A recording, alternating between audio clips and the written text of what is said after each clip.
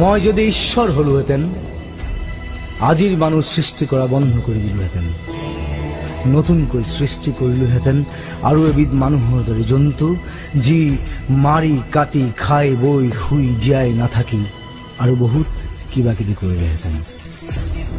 দিলোহেঁতেন এটা মস্তিষ্ক, যাৰ কাম চিন্তা কৰা শুদ্ধভাৱে, যি মস্তিষ্কত দৌৰিব অনুভূতি, আবেগ, উচ্চাকাংক্ষা আৰু দূৰদৰ্শনৰ অনিৰ্বাণ অশ্বমেধ ঘোঁৰা, যি মস্তিষ্কত আস্ফালিত হ'ব পৰিৱৰ্তন, আৱৰ্তন আৰু নিয়ন্ত্ৰণৰ ন ন সূত্ৰ। দিলোহেঁতেন আৰু এজুৰি হাই পাৱাৰ চকু, যাৰ মাজেদি সকলো সঁচা বস্তু দৃশ্যমান।